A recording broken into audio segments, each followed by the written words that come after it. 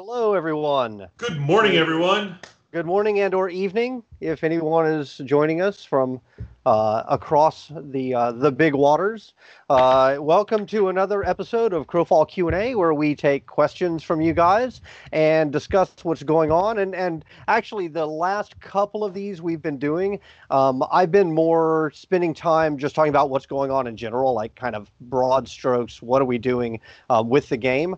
And secondarily to that, we kind of dig into detail level questions. So we're going to continue that again today and tackle kind of the biggest glaring issues and some of the harder questions that have been hanging out there. We have a handful of changes that are coming down the pipe I want to talk about related to the strategy game. So catching people up. So the last version we put up went into test. Actually, it was probably, I don't know, what was it, 5 weeks ago, something like that, 4 or 5 weeks ago? Yeah, that sounds about right.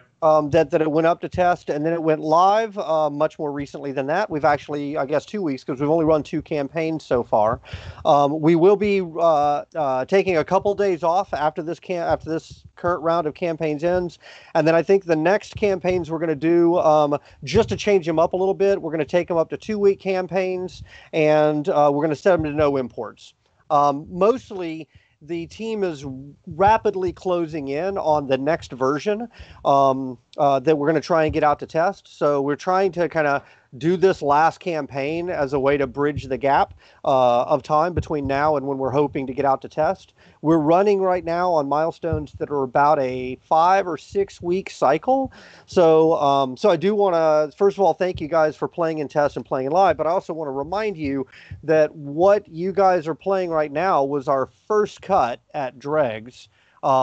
So we made a whole bunch of decisions based on watching you guys play it, both on test and on live, and those changes haven't actually made it through the pipe yet. Like, it takes us a while to get things implemented, integrated, balanced to the degree we do that right now, and out for you guys to actually have a chance to try it. So the first round of changes will actually be coming after this next camp. And Todd, cool. Those are just also, for a minute, let's talk about, those are like numbers and tweak changes to the campaign. There's still a whole lot of infrastructure that the engineering side of the house is just adding. Right? For so sure. We got a huge update with the culling stuff that got added this time. There's part 2 to that coming without them even seeing part 1. There's a Unity upgrade in there. So there's still a whole bunch of just tech stuff that's going on behind the scenes with all of these also gameplay changes. Yeah, so one thing we do want you guys to check next time the version comes onto the test server is, now that we're putting a much bigger focus on FPS, test FPS in general, but also pay attention to object culling. So we made a pass over every object in the game and tried to set it to have better LOD distances, because what we were finding was you could see a castle in the distance, and inside the castle is a table, and on that table is a goblet. You can't actually see that goblet because of the walls, the multiple layers of walls in between you. Yet your client was, and it would be like 8 pixels high anyway, or 4 pixels high anyway, but we were rendering it regardless because we just hadn't gotten to that yet. So the new version that's coming out has multiple layers of occlusion, both distance-based occlusion and obstruction-based occlusion. Occlusion being just, I don't show something because it's behind something else and I can't see it anyway. So we're hoping that that will result in a nice bump in FPS. The downside of it is that you may see objects that were misset, and so instead of the goblet blinking out, this giant rock blinks out when it's only 10 feet away from you or whatever. So we'll need you guys to help us find that, just because I think we ran a script on, I think it was 8,000 objects that were touched or something like that. And so I expect to see some things popping in and out in ways that weren't expected. This will also incidentally hopefully resolve collision issues where the object was being removed from the scene, but the collider was still there on the server, which would cause popping. So what that would look like for you guys is I'm running around somewhere and for no reason I just get pulled back. And what happened is technically on your client, you couldn't see that a stump or a rock was there. Your character got snagged on it on the server. The client continued going because it didn't know about that, and then it zips you back in place. So hopefully this will fix any of those issues as well. We had been spot checking those, but now we had a full automated solution that went through, and hopefully we'll have found them. You want to talk about the Siege game changes? I mean, the big thing there was the victory card changes, right? Is the new victory card stuff we're doing. Yep. You guys have seen the first round of a couple things. The feedback we keep getting allows Raymond and Josh to kind of refine those things and add new content, which we're going to keep doing. I think we've only done 3 batches of victory cards at this point. Yeah, so far we just haven't done that many, right? And we tried out some ideas, and some of them worked really well, and some of them were like, "Ooh, we just don't like the implications of that." So we've been making changes to those as we go. One thing that became very apparent, and this ties into both our types of objectives, right? We have capture points that are outposts, we have forts, and we have keeps.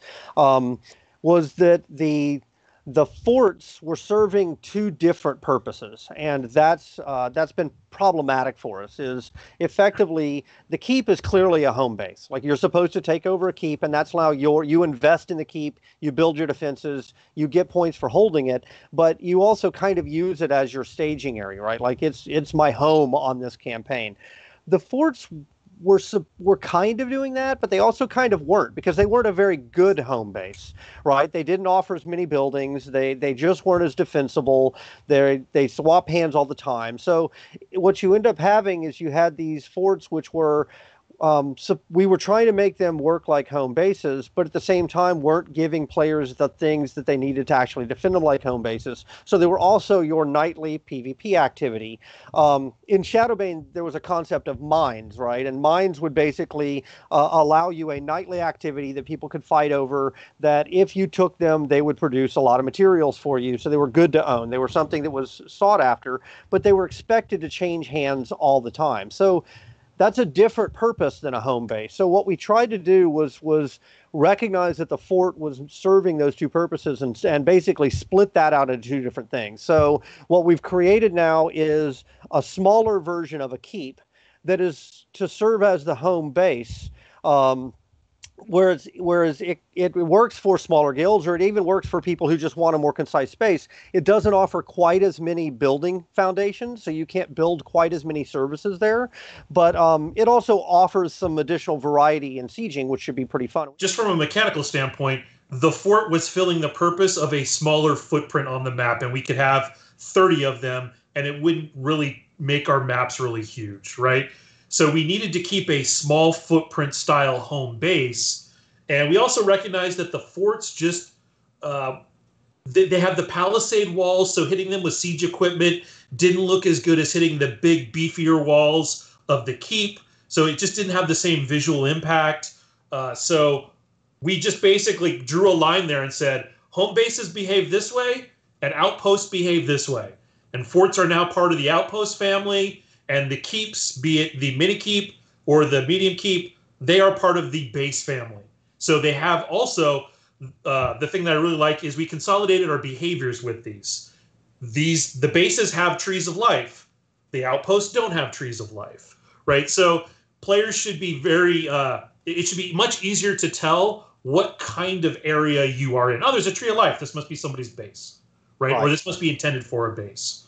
So you'll notice the first thing is that the Great Hall is not there anymore, right? It uses the smaller version of the Great Hall, and instead of the larger keep has 2 wards that are built in and 2 that you can build that have to be destroyed to activate the tree. In this one, there are only the 2 that are built in. And one of them is built. They're both inside of that building there, that smaller keep structure. If you look at there's kind of this leg sticking out of the front of it. That's where one of them is located. The other one is actually in the top floor up there. So you actually have to go into that thing, and so there's the floor.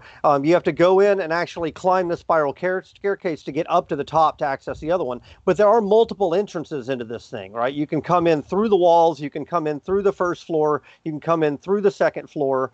So it's actually what we're hoping is it'll lead to different fights, right? That's part of the issue that we've got right now, is we just don't have enough variety in our sieges, and variety is a lot about different combat spaces.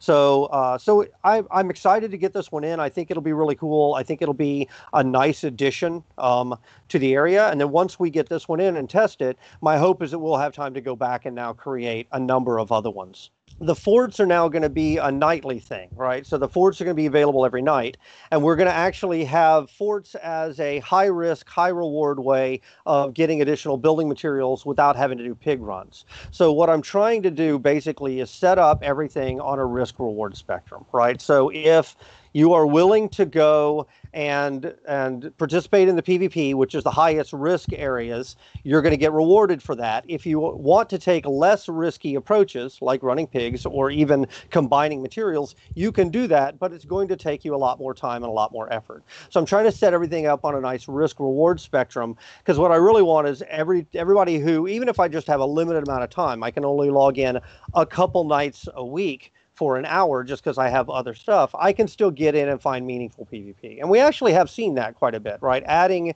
the event notifications when certain things spawn has now given us, and adding event notifications when somebody tames a pig, for example, it basically puts a beacon on you and says, hey, there's people over here. If you want fights, this is where you come to find them. So I'm going to continue to lean on that, and we're going to double down on that.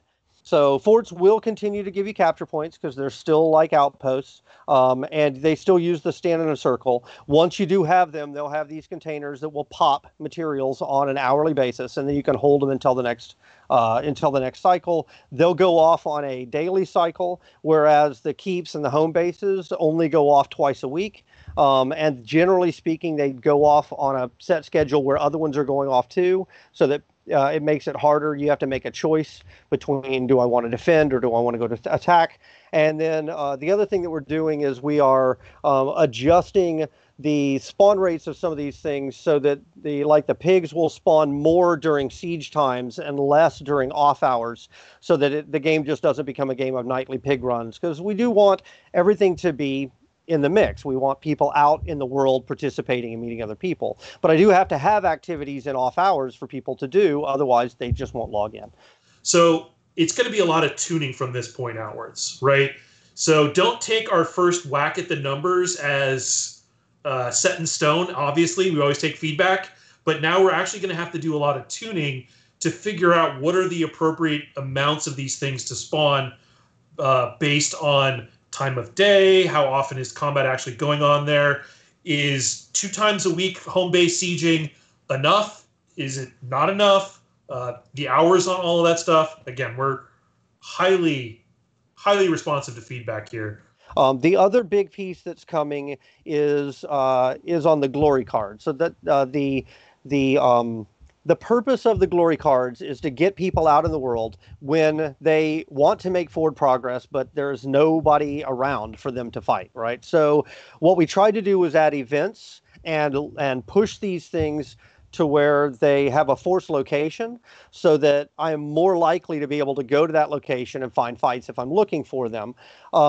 That definitely, from the first ones we did on the test server, where we found the locations were too broad and there was no event notification, to the latest iteration that we did, which we actually forced an off cycle update to get this in. We added events in to inform you, hey, there's things happening over here, go do it. We did that with the pigs. We're going to now use that same system to do what I call relics. So the idea here is that we can have a card that says, like, sacrifice spider eyes to Malachi, and by doing that, you're going to get points. We can occasionally spawn the spider queen, and when the spider queen spawns, she can basically have a mega eye, a spider relic, that is the equivalent of a large number of those points, say like 300 or something like that. We do an event when that happens, and we let everybody know where she spawned and when she spawns. So that's basically now such a large, tasty prize that I'm guaranteed if I go there, there's probably going to be conflict. The other thing is picking up that spider eye, that mega spider eye, or spider queen eye, is going to do a couple things to your character. It's going to turn off your ability to recall. It's going to turn off your ability to stealth. It's going to probably turn off your ability to mount. And it's going to put a big fat shader on you so that other people know you have it. And it drops on death. So what we've done basically now is created another type of activity that allows you to, again, do direct PvP engagement to basically avoid the need to have to go and do something that I don't want to do for an hour and hours on end. So I think this is a cool one. I've actually wanted to do this for quite some time. So we're going to try and get this in this next update as well. The other piece that this ties into is what I talked about earlier of the when do these things spawn. I want to adjust the spawn rates on those things so that they follow the same kind of bell curve that player population follows, so that Spider Queen is spawning at peak population. She's not spawning at like 4 in the morning. Actually, we decided that the weapon RNG wasn't really wasn't adding anything to the game. So instead now the weapons just have a number, and it's also nice because we did this with armor in the past as well, is it makes it very apparent. Like this weapon is 48, that one's 42. The 48 is better. So I think that's going to go over well also. That's also coming in this version.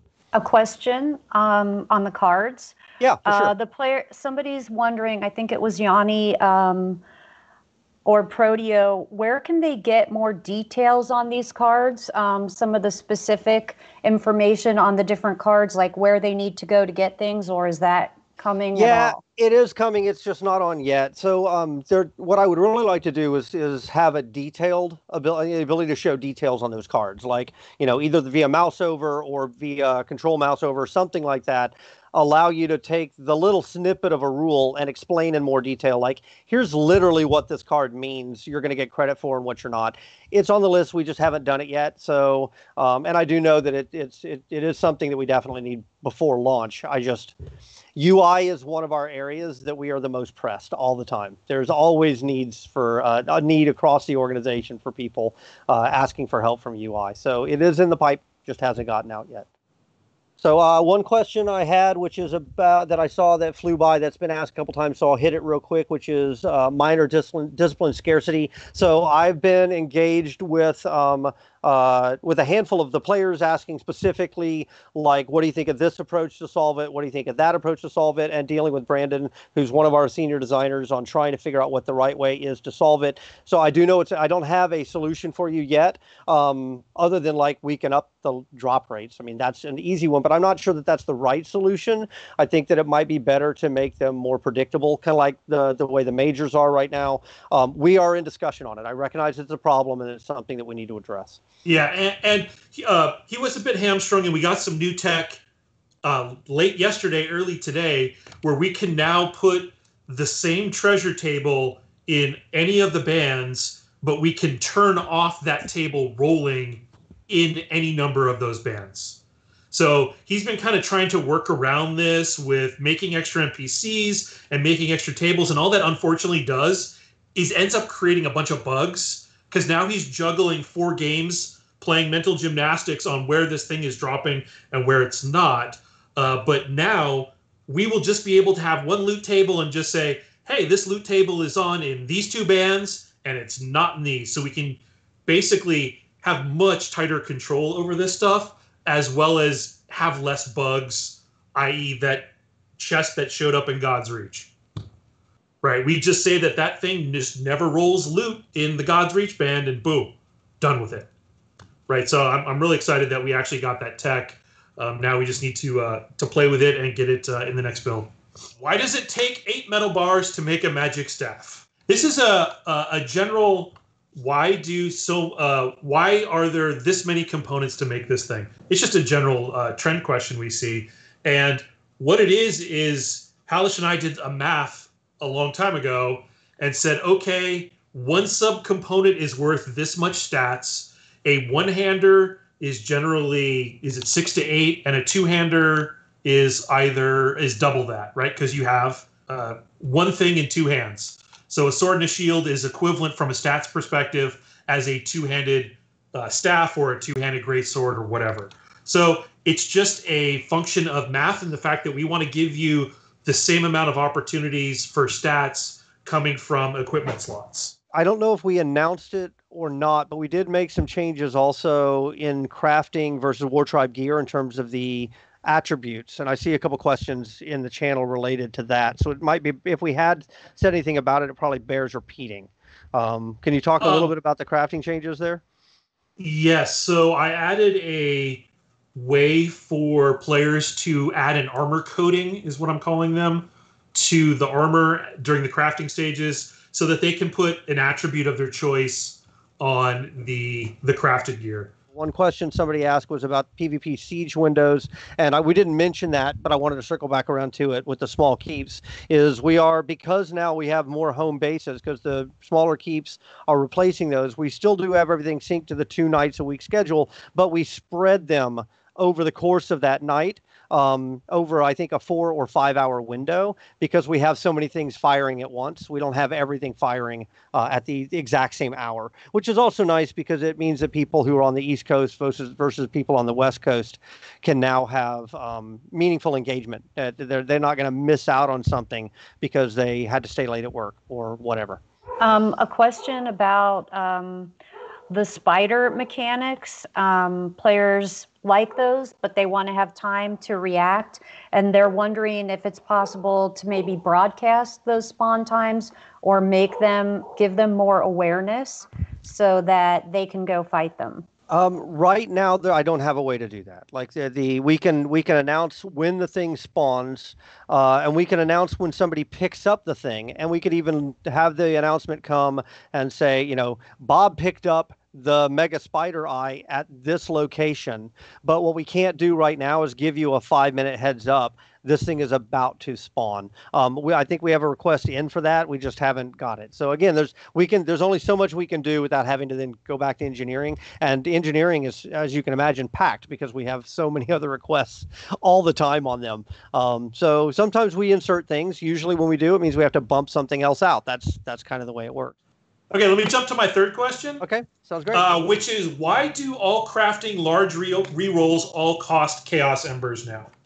So prior to the 5.1.15 cycle in crafting, large re-rolls did their math was a little different, and they had various currencies, and in the UI it wasn't very clear what the heck was going on.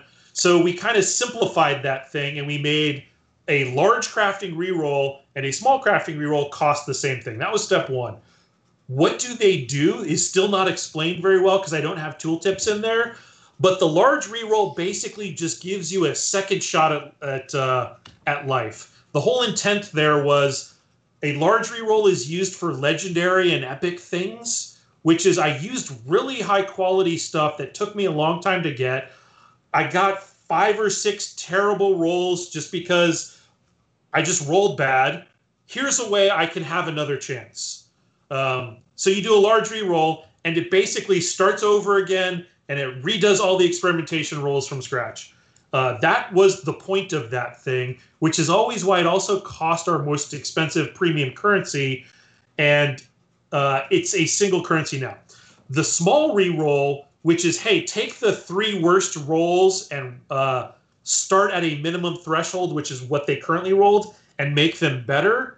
That uses ethereal dust, and that's our common currency, and people can get hundreds of that in an hour. So the cost feels very appropriate. Plus, there's also stats now that reduce those things. So the functionality of these things, the intent was always the same, but how we kind of implemented it has changed in the 5.1.15 cycle. I think we're in a scenario now where it's mechanically where we want it. We just need UI to explain it a bit better, give us some tooltips, and the advanced crafters. This is obviously very deep into the system if you're doing these things, because nobody's going to be like, hey, I'm going to use 5 Chaos Embers as a brand new crafter to re-roll something, because that's just insane. So basically, now we're just waiting on a UI portion to explain it better to the players. How do I change the appearance of my weapon? So this was long ago in the crafting system. We had wanted a design page where you could kind of set this up. We didn't get that feature. We decided to cut it because it was only used for weapons. And we still had all the appearances that we had made. The art team went out and they had concepted, this is what a two-handed axe should look like if a human smith made it. This is what it looked like if a half-elf smith made it. So we kind of already had all of our weapons done a bunch of different times for the different races, because that's how they concepted it. And it was a great way for the concept artists to go through and establish a weapon style for our particular races. And we just had these kind of just sitting off in the closet awaiting implementation. So in 5.1.10, I made it so that you can actually take a weapon mold, which is used in all of our weapon recipes that you buy from the vendor. It's our gold cost for every weapon. And you can change that mold for that. It's called a blade mold, for example. You can change it into a dwarven blade mold, or a stoneborn, sorry, or a Ganetian blade mold. I think we're showing the Ganetian stuff. And that's the art piece for this. And then when you use that blade in the recipe, it just makes it look like a Ganetian or stoneborn blade. And the player really didn't have to do anything other than at the mold step, change the appearance there, and it's all nicely labeled, and it'll tell you it'll produce a Ganetian long blade. Yep. One question that came up was about the way we do sieges between NA and EU. And is there a possibility that we could do one siege that serves, both territories with just differentiated timing on when sieges occur? And possibly there's also been a question about offering more sieges than one time per night. Any thoughts on how we're looking at sieges going forward? Yeah, so I mentioned on the small keeps that we are already, when we're adding those, we're spreading it out to where it's not a single hour, right? They're going to be spread over, I want to say it's 4 or 5 hours, but it's basically the prime time window, and I could be off. I mean, it's not less than 4, and it's not more than 6. And that's just more windows, right? We haven't actually adjusted the windows themselves. We've talked about some changes to the nature of those, to the banewood trees and stuff like that. We haven't done any of those yet, other than the fact that in this next version, the forts will be now very clearly differentiated. The new keeps will use the same siege mechanic as the larger keeps, and the forts will continue to be circle stand mechanic. And in terms of the other question, which is EU versus US, it's challenging, right? It's not that we couldn't do it. I'm not sure what the right answer is. I don't know when we would want to set those siege windows to happen that would be not too advantageous for one group or the other. Like if we wanted to run a single campaign that had, first of all, the question is, where do we run the campaign, right? Because there's definitely a home field advantage to somebody in terms of their network transfer speed, which is going to directly result in combat responsiveness if we set it on East Coast versus West Coast, much less East Coast versus like Berlin or whatever. I'm not sure if we could split zones up and do one that was spread across both, because we do have multiple servers and they are AWS. So in theory, you could run a campaign that had a mix of worlds where some of them were US and some of them were in Europe. Maybe. I'm not sure if that's possible or not. I'd have to go and ask somebody. But even then, if we did, when do we set the windows? I mean, we hit this all the damn time with our game, which is when's the appropriate time to set the siege windows, because there's no good answer, right? It's almost inevitably somebody is being put at a disadvantage. Any thoughts you guys can share on the alliance system? Yeah, I mean, it is in the mix and we're working on it between now and launch. It's another one that's particularly complicated because now that we have scoring mechanics and things like that, it raises questions of, okay, are these things scored? Are they not? Are they permanent? Are they expected to expire? So in fact, why don't we talk about alliances in another one? Because I think it's a pretty big topic.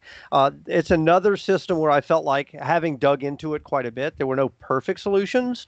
So I came up with the model that I think is, at least for right now, the best one. It gives us the most bang for the buck. It does seem to me that after we launch, we're going to probably want to come back to it and look at expanding on it quite a bit. But I think it'll at least get us over the hump to where people can work together towards common goals. That's kind of that's the baseline that I'm looking for. And also making it campaign centric, not universe centric. Okay, another question. The things you mentioned about working on class changes and major disciplines, is that planned for the next build, or will it be pre-beta? Can you give any insight on the timing? So there's a constant. We have two people on the team besides Blair who do nothing all day, every day, but work on balance. So there are probably thousands of power changes that are coming in this next version. Is that the big balance pass? No. At some point, I would like us to go and literally class by class go through and decide like, hey, is this power working? And if not, should we pull it? Should we change it? The smaller pieces of that, I know Blair and Hallish are working on right now. The larger one, I don't know. I think that we'll be doing it right up until launch, frankly. It goes past launch, right? I mean, it's the first year of an MMO when you finally have huge mass is when you see a lot of the edge cases with classes break. You've seen this with every MMO. Is that first year after they launch, they're still tweaking classes, and in fact, some companies make a habit of every 2 years they hit the global reset button and they change classes completely. So we will constantly be changing them. And then we have our unique wrinkle with disciplines, right? We let you completely change the behaviors of classes in many ways by adding a major discipline. So we're always going to be tweaking them. And we always get great ideas. We're like, man, that'd be a great discipline. Sometimes you just got to kind of want to squeeze a couple of those in as well. And I think you already said this at the beginning, but I know some people come in after that. But the next Dregs campaign is going live this week. It's going live Thursday. We'll be posting that today. But I think you announced it at the beginning. So there will be a next Dregs campaign starting Thursday. And it'll be a 2-week campaign in case you missed that, because I saw that coming up. And do you want to before closing, just mention what's the status on when test goes up again? Well, we don't know. That's what, just like everything else, that's when it'll that's what'll happen first with this milestone. Is it will get through that development phase, which we're almost done with. I think that's this week. Then it goes into bug fixing integration, and then at some point in that process of bug fixing and integration, it migrates to test, and then after that it goes live. So that's why I said the general range is 2 weeks, 3 weeks. I think that would be basically if everything fell into place perfectly versus, a month or 5 weeks if things went really wrong. But so I think it's safe to say within 3 or 4 weeks. All right. So I guess here wrapping up, I want to first of all thank everybody for coming out today and hitting us with your hard questions.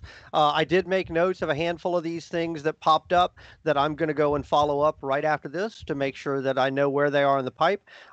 They won't always be immediate, but I'll do the best I can to try and get them prioritized correctly. I think most of the things that you guys brought up as your burning issues are actually in this next version. So I am excited to see how you guys like the new smaller keep, the changes to the forts to kind of serve the same purposes as the Shadowbane mines.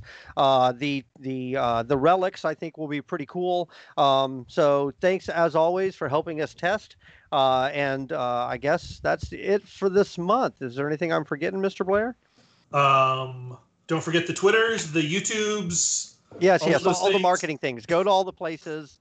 And click the like buttons, ring the bells, do Crow rewards. Put your left foot in, take your left foot out, do the hokey pokey, turn on about. Yes, do all the things. And did we show the backer appreciation thing? Yeah, she's got it up right now. Okay, so, good.